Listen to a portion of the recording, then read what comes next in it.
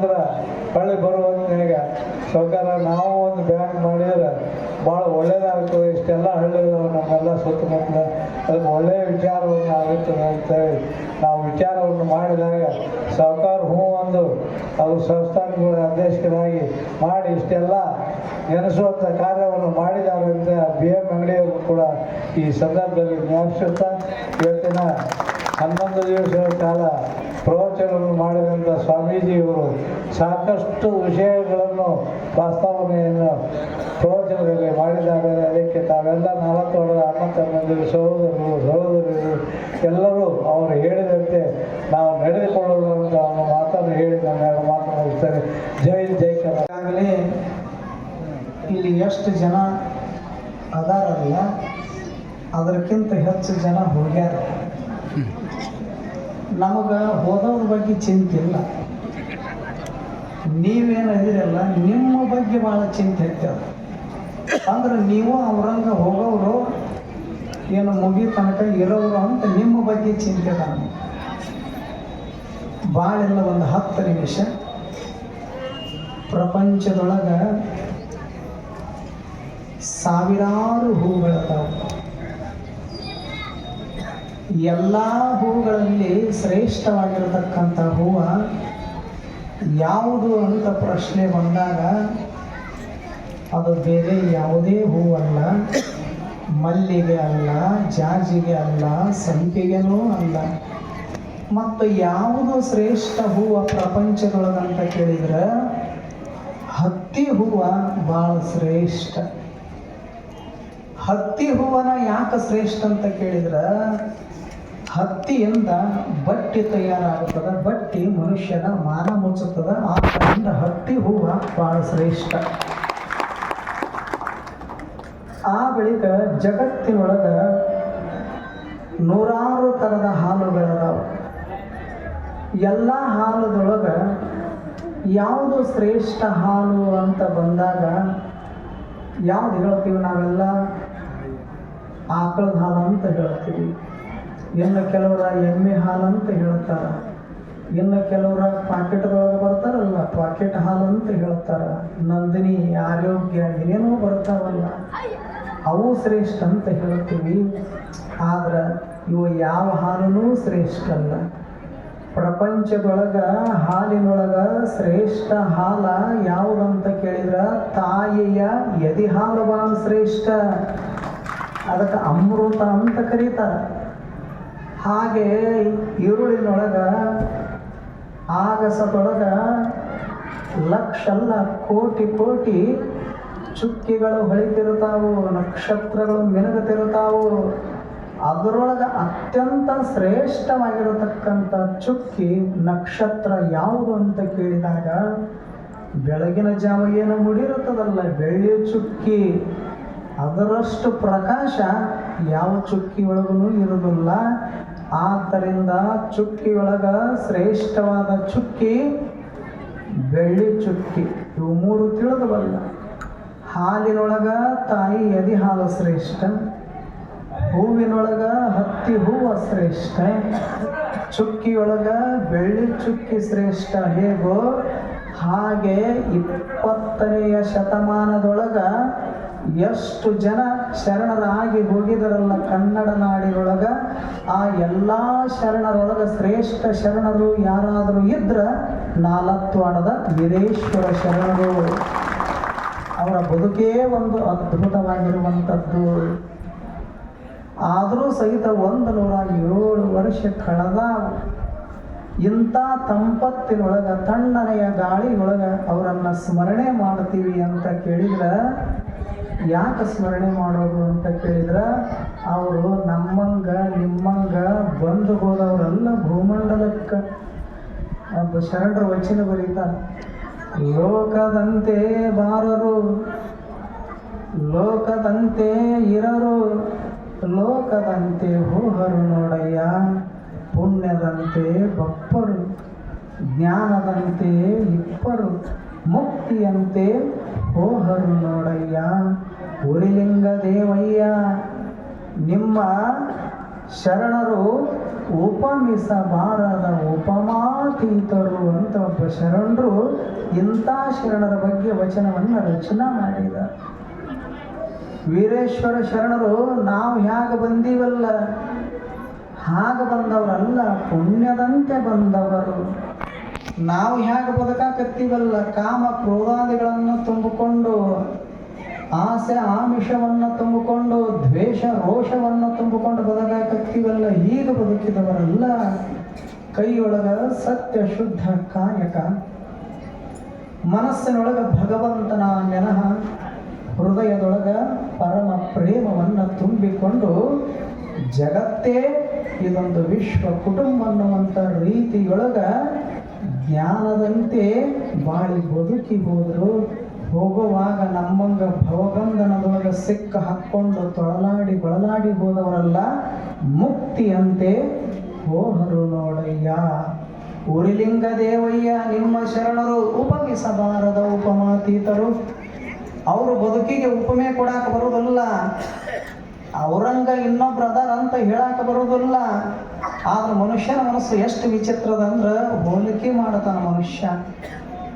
ನಮ್ಮನ್ನ ಇನ್ನೊಬ್ಬರ ಜೊತೆಗೆ ಹೋಲಿಕೆ ಮಾಡ್ಕೋತಾನ. ಮಾಡೋದಿಲ್ಲ, ಮಾಡ್ತಿರ್ತಾರ. ಅವ್ರ ಮಗ 95% ಮಾಡ್ಯಾನ, ನನ್ನ ಮಗ 85 ಮಾಡ್ಯಾನ. ನೋಡಲ್ಲಿ ಒಂದಿಷ್ಟು ಆ ಹುಡುಗ ನಂಗೆ ನೀನು ಓದು ಚೆನ್ನಾಗಿ ಕಲಿ ಅಂತ ಹೋಲಿಕೆ ಮಾಡುತ್ತಿರ್ತೀವಿ ಒಬ್ಬರಿಗೊಬ್ಬರು. ಅವರಂಗನ ನೀನಾಗು. ಈಗ ನಾವು ಅಂತೀವಿ, ನಾವು ಬಯಸ್ತೀವಿ ಮ್ಯಾಲ ಕೂತವ್ರು ಎಲ್ಲ ಆಪಗಳು, ನೀವೆಲ್ಲರೂ ನಮ್ಮಂಗಾಗಿದ್ರೆ ಚಲೋ ಆಗ್ತಿತ್ತಂತ ಬಯಸ್ತೀವಿ. ಆಗ್ಬೇಕಲ್ಲ, ಬರ್ತಿರ್ರಿ ಎಲ್ಲ ಮನೆ ಮಠ ಬಿಟ್ಟು ಬರಕ್ಕೆ ಆಗ್ತವ್ರಿ? ಸತಿ ಸುತರನ್ನ ಆಗೋದಿಲ್ಲ. ನಮಗೆ ನಿಮಗೆ ಒಂದು ಸಣ್ಣದೊಂದು ಕಥೆಯದ ಕೇಳಿ.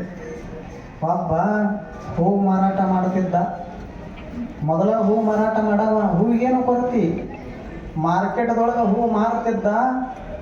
ಎಷ್ಟು ಹೂ ಉಳಿತಿದ್ವಲ್ಲ, ಮನೆಗೆ ತಗೊಂಡು ಬಂದು ಹೆಂಡತಿನ ಹೂವಿನ ಹಾಸಿಗೆ ಮ್ಯಾಲ ಕೂಡ್ಸಾವ. ಅಷ್ಟೇ ಅಲ್ಲ, ಶೃಂಗಾರ ಮಾಡಿ ಹೆಂಡತಿ ತಲೆ ಮ್ಯಾಲ ಹೂ ಸುರಿತಿದ್ದ. ಇದನ್ನು ಸುರಿಯೋದನ್ನ ಪಕ್ಕದ ಮನೆ ಹೆಣ್ಮಗಳು ನೋಡಿದಳು. ತನ್ನ ಗಂಡ ಹೇಳಿದ್ಲು,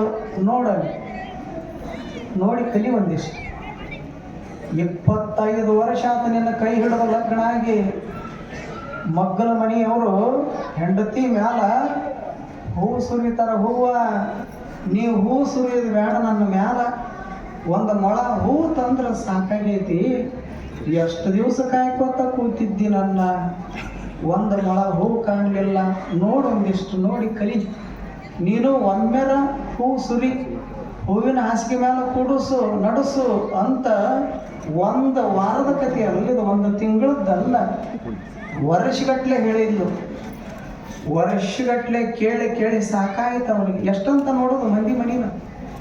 ಕೊನೆಗೆ ಅವ ವಿಚಾರ ಮಾಡಿದ, ನೋಡಿ ಸಾಕಾಗ್ಯದ, ಅದಕ್ಕೆ ನಾವೊಂದು ಕೇಳ್ತೀನಿ ಅಂತ ತನ್ನ ಹೆಂಡತಿಗೆ ಏನು ಹೇಳುವಂಗಳು. ಅವ ಹೇಳಿದ, ಪಕ್ಕದ ಮನೆಯವರು ಏನು ಹೂ ಮಾರಾಟ ಮಾಡ್ತಾನಲ್ಲ, ಮೊದಲ ಹೂ ಮಾರಾಟ ಮಾಡವ, ಹೂವಿಗೆ ಕೊರತೆ ಇಲ್ಲ, ಆದ್ದರಿಂದ ಎಷ್ಟು ಹೂ ಉಳಿದಿರ್ತಾವ ಮಾರಿದ ಬಳಿಕ ಅವನ್ನೆಲ್ಲ ತಗೊಂಡು ಬಂದು ಹಾಸಿಗೆ ಮಾಡಿ ಕೂಡಿಸ್ತಾನ, ನಡೆಸ್ತಾನ. ಆ ಬಳಿಕ ತಲೆ ಮ್ಯಾಲ ಸುರುತ್ತಾನ. ಇದು ಪ್ರಶ್ನೆ ಅಲ್ಲ. ಹೂ ಮಾರಾಟ ಮಾಡವ ಹೆಂಡತಿನ ಹೂವಿನ ಹಾಸಿಗೆ ಮ್ಯಾಲ ಕೂಡಿಸೋದು, ತಲೆ ಮ್ಯಾಲ ಸುರಿಯೋದು ದೊಡ್ಡಗದ್ದಲ್ಲ. ಅವ ಹೂ ಮಾರಾಟ ಮಾಡವ, ಅವ ಮಾಡ್ತಾನ. ಆದ್ರೆ ಅವನಂಗ ನಾವು ಹೂ ಮಾರಾಟ ಮಾಡವಲ್ಲ, ಮೆಣಸಿನಕಾಯಿ ಮಾರಾಟ ಮಾಡವಂದವ. ಕೂಡಿಸಂದ್ರೆ ನಿನ್ನೂ ಒಯ್ದು ಕೂಡಿಸ್ತೀನಿ, ಸುರಿ ಅಂದ್ರೆ ತಗೊಂಡು ಬಂದು ಸುರಿತೀನಿ ಅಂತ. ಅದೇನು ಬಾಯಿ ಮುಚ್ಚಾಳಿ ಇನ್ನೂ ತೆರೆದಿಲ್ಲ. ಹೇಳೋ ಉದ್ದೇಶ ಇನ್ನೊಬ್ಬರ ನೋಡಿ ಬದುಕೋದಲ್ಲ.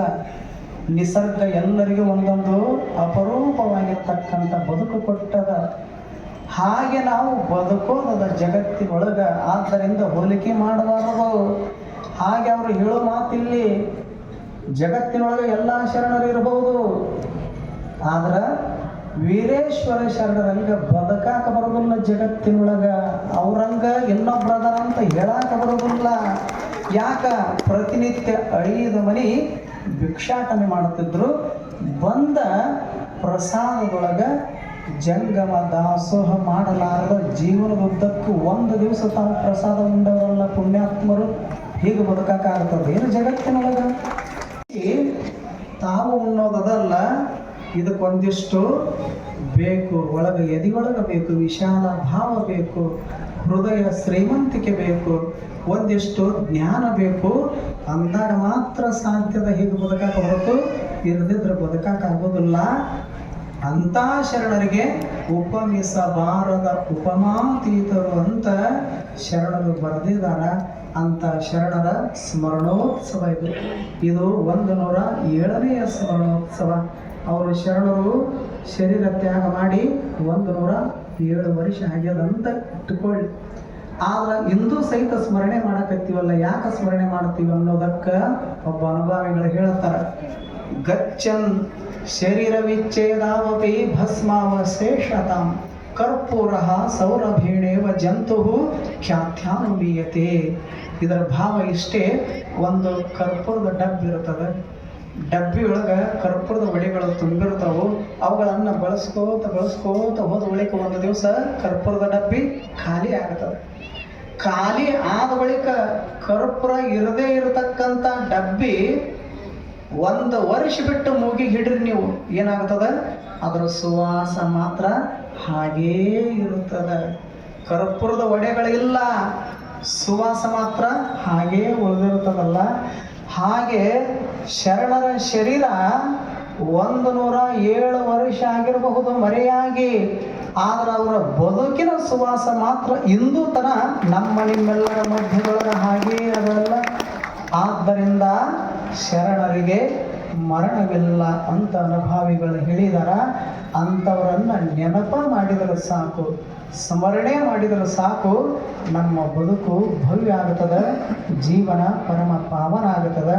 ಅಂಥ ಒಂದು ಶರಣರ ಸ್ಮರಣೋತ್ಸವಕ್ಕೆ ನಮ್ಮನ್ನು ಕರೆಸಿ ನಮ್ಮ ಬಸವರಾಜ ಹಾದಿಮನಿ ಸರು, ನಮ್ಮ ಪಾಟೀಲ್ ಸರು, ನಮ್ಮ ಮುತ್ತು ಅಂಗಡಿ ಸರು, ಎಲ್ಲ ಹಿರಿಯರು ಕರೆಸಿ 2 ನುಡಿಗಳನ್ನು ಆಡಲಿಕ್ಕೆ ಅವಕಾಶ ಮಾಡಿಕೊಟ್ಟಿದ್ದಾರೆ. ಆ ಎಲ್ಲ ಸಮಿತಿಯ ಹಿರಿಯರಿಗೂ, ಆ ಬಳಿಕ ಗುರುಗಳು ಕೂತಿದ್ದಾರೆ. ಅಪರೂಪದ ವ್ಯಕ್ತಿತ್ವವುಳ್ಳಂಥ ಮಹಾನುಭಾವರು ನಮ್ಮ ಮಲ್ಲಿಬಮ್ಮ ಅಪ್ಪುಗಳು 11 ದಿವಸ ನಿಮಗೇನೇನು ಹೇಳಬೇಕಾಗ್ಯದ ಎಲ್ಲ ಹೇಳ್ಯಾರ. ನನಗೆ ಹಿಂಗೆ ಅನಿಸಿತ್ತಲ್ಲ, ಯಾವಾಗ ಎದ್ದು ಹೊಂಟರು ನಾವು ತಿಳ್ಕೊಂಡ್ವಿ, ಇವ್ರಿಗೆ ನಾವು ಹೇಳಕ್ಕೆ ಏನೂ ಉಳಿಸಿಲ್ಲ, 11 ದಿವಸದಾಗ ಎಲ್ಲ ಹೇಳ್ಯಾರ, ಅದಕ್ಕೆ ಎದ್ದು ಹೊಂಟ್ರ ಅಂತ ನಾವು ತಿಳ್ಕೊಂಡ್ವಿ. ಅಷ್ಟು ಚಲೋ ಅದ್ಭುತ ವಾಗ್ಮಿಗಳು ಅಪ್ಪುಗಳು. ಅವರು ತೋಂಟದಾಗ ಮಠದೊಳಗನ ಬೆಳೆದವರು, ದೊಡ್ಡ ಜವ್ರ ಕೈಯೊಳಗೆ. ನಾವು ತೋಂಟದಾರೆ ಮಠದೊಳಗನ 1 ವರ್ಷ ಮೊದಲನೇ ಜವ್ರ ಕೈಯಾಗ ಬೆಳೆದವರು. ಹೀಗಾಗಿ ಆತ್ಮೀಯರು, ಪರಮ ಪೂಜ್ಯರು. ಅಂಥ ಪರಮ ಪೂಜ್ಯರಿಗೂ ಆ ಬಳಿಕ ಇಂಗ್ಲೀಶ್ವರದ ಅಪ್ಪುಗಳು ಯಾರಿಗೆ ಬಿಡುಗಡೆ ಆದ್ರೂ ಅವ್ರಿಗೆ ಬಿಡುಗಡೆ ಇಲ್ಲಿ, ಅವ್ರ ಮುಗಿತನ ಕೂಡ ಎಷ್ಟು ಶಾಂತ ಚಿತ್ತರಾಗಿ ಕೊಡ್ತಾರೆ ಅಪ್ಪುಗಳು. ಎಲ್ಲರೂ ವಚನಗಳನ್ನು ಪುಸ್ತಕದೊಳಗೆ ಓದುತ್ತೇವೆ, ಆದ್ರೆ ಇದು ಕಂಪ್ಯೂಟರ್ ಯುಗದ, ಇದು ಮೊಬೈಲ್ ಯುಗದ. ಜನರ ಮನಸ್ಸಿಗೆ ಪುರುಸೊತ್ತಿಲ್ಲ, ಅದಕ್ಕೆ ಪುಸ್ತಕ ತೆರಿವಿ ಹಾಕಕ್ಕೆ ಪುರುಸೊತ್ತಿಲ್ಲ. ಯಾಕೆ? ಸರಸದೊಳಗೆ ಮುಳುಗ್ಯದ ಜಗತ್ತ, ತೆಗಿಯಾಕ ಬ್ಯಾಸರಾಗ್ಯದ. ಸರಸಂದ್ರೆ ಎಟ್ಟರ ಸರಸ್ತದ, ಅದು ಮೊಬೈಲ್ ಅಂತದ. ಎಷ್ಟು ಸರಸ್ತೀವೋ ಸಾಕು ಬಿಡು. ಇಟ್ಟು ಸರಸಾಕತ್ತಿಯಲ್ಲ, ನನ್ನ ಬ್ಯಾಸರಾಗ ಸರಸಾಕತ್ತಿದಿ. ಮತ್ತು ನೀ ಸರಸೋದು ನೋಡಿ ನೋಡಿ ನಾನು ಒಂದು ಸರ್ತಿ ಸರಸಿದೆ ಅಂದ್ರೆ ಹೊಳ್ಳಿ ಬರುದೇ ಇಲ್ಲಿ ಅಂತ ಹೇಳ್ತದೆ ಮೊಬೈಲ್. ಸರಸವಾದ ಜಾಗಕ್ಕೆ ಸರಿಸ್ತೀನಿ ಅಂತದ. ಮನುಷ್ಯನ ಮಾತು ಕೇಳೋದು, ಮೊಬೈಲ್ ಮಾತು ಕೇಳ್ತಾನೆ ಏನು ಮನುಷ್ಯ?